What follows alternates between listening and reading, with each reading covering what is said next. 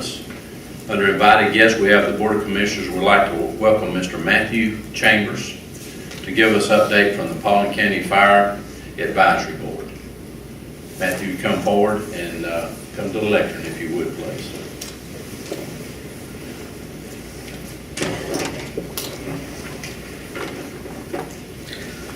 First of all, I'd like to thank the board for the opportunity to address you guys this morning. Is there a way to pull this up?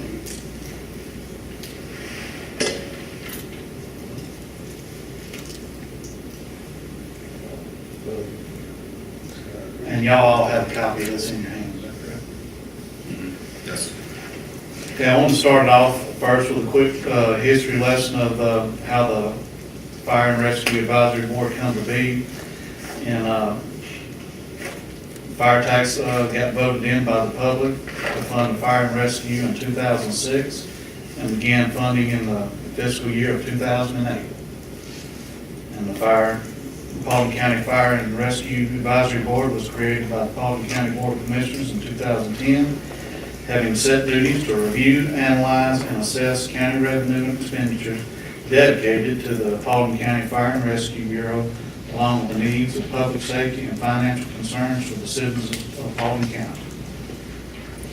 Matthew, you mind telling us who all's on the board? You have some members here today? Yes, so that comes up next. Okay. And our inaugural meeting was held in the first quarter of 2011, with the members being Don Powell, Jimmy McAdams, Joe Combs, Brad Butler, and yours truly, Matthew Chambers, as the chair.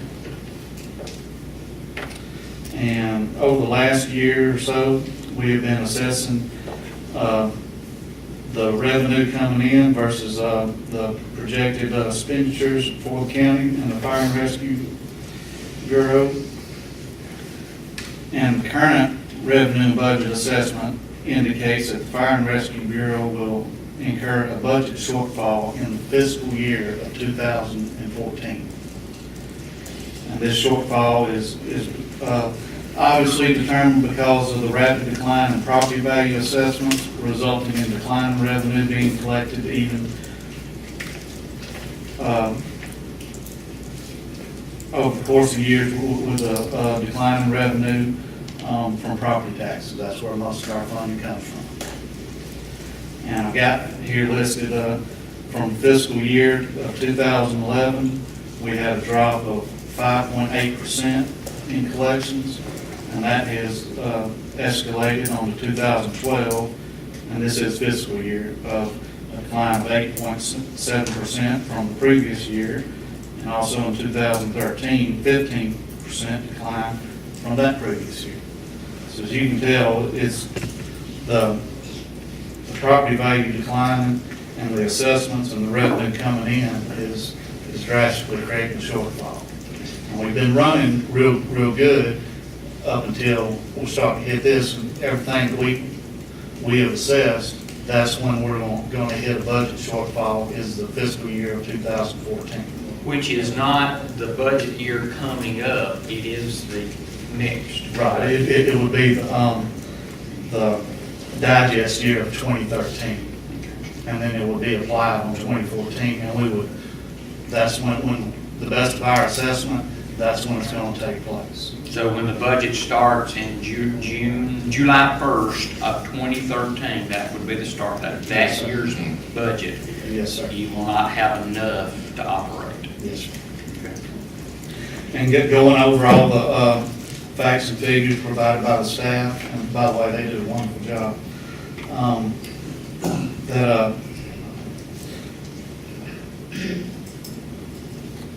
With a future, with going through that, there's very little fat that the Fire and Rescue Bureau operates on. They've been doing a great job as far as applying income and revenue versus practicality. So there's really no fat that they've been able to trim off, to try to help compensate for this.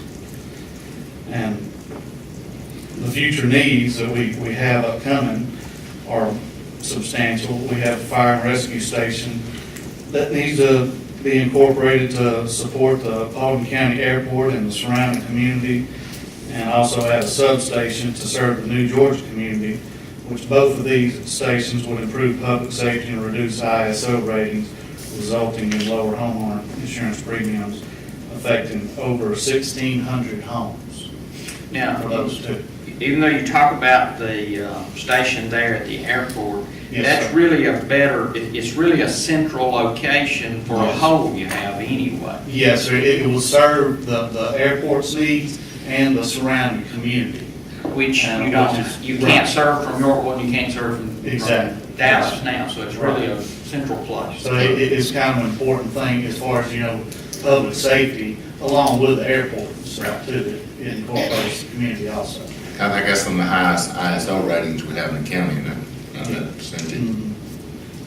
And part of the county is, correct me if I'm wrong, Chief, you had it drop last year a couple of points, didn't you? And now, when you hear a number, it's 5/9.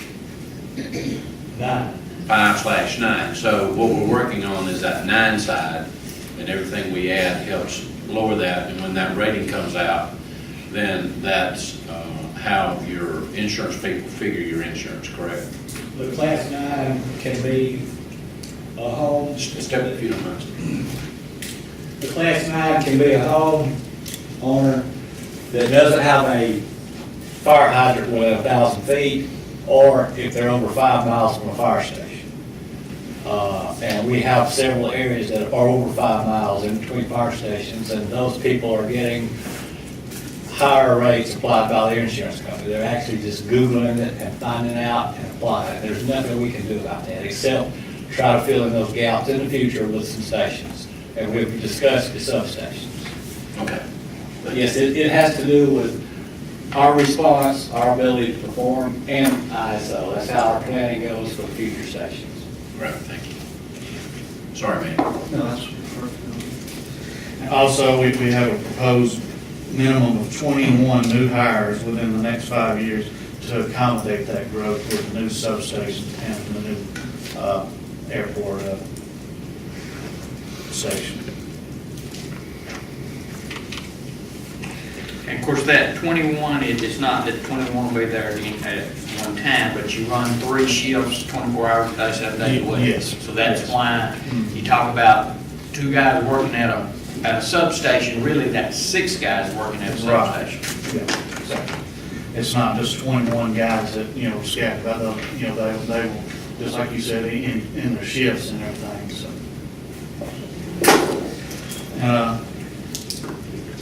Going along with our assessments that we've been reading through, we have come up with a few recommendations that we would like to discuss or present to you guys. And the Paulding County Fire and Rescue Advisory Board proposes options to be considered for an increase in revenue for the Fire and Rescue Bureau by the Paulding County Board of Commissioners in order to prevent a revenue budget shortfall for the required expenditures and also to satisfy our future needs. Option 1, we've got to if we keep the millage rate the same, we run a risk of a budget shortfall as explained in fiscal year 2014. This option may result in the reductions of stations and staff, and that would jeopardize, of course, public safety, and we would have an increase in ISO rating resulting in higher homeowner insurance for them. And you're talking about the millage rate that we will be voting on That this we year. currently have. Currently have that's coming up. Right, if we just leave things the way they are, when we got that projected shortfall at fiscal year 2014, that's going to be the first thing that has to go is staff and stations. Of course, that will jeopardize public safety and result in higher homeowner insurance premiums. Okay, and option 2, if we increase the current millage rate by level 1, that will sustain us through the current budget for fiscal year 2014 without improvements or cutbacks in staffs and stations. So 1 meal would actually bring us that you're collecting enough to pay your bills. Yeah, that would cover us. Doesn't add stations, but it's. Yes, sir. Okay. And the other option, option 3, would be roll back any kind of millage rate increase to the fiscal year of 2014 that would accommodate the current budget along with future needs. And assessing all that, this option would most likely incur a substantial millage rate at 2014 to prevent any of these shortfalls. When you say, in other words, you change the millage rate so that you don't have your 15% decrease for this coming year. Yes, sir. But you still have the problem that come next year, you're gonna have to raise the millage rate or cut staff spending. That's correct. And that's assuming that we are holding still with 2014. Saying we leveled off at fiscal year 2013, we leveled off and there's no drop in 2014, so we flatline. That would still incur. Now, if we have a continued decrease in this, well, of course, it will just increase the problem. We're projecting with through the stuff, information provided by staff and the financial department, that is a good possibility that we are leveled off with the decrease in revenue. Now, that's optimistic.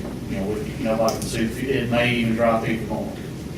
But we're trying to hold it, as a basis, we're holding on to the revenue collection is in 2013 being the same as 2014. If you follow that, that's right.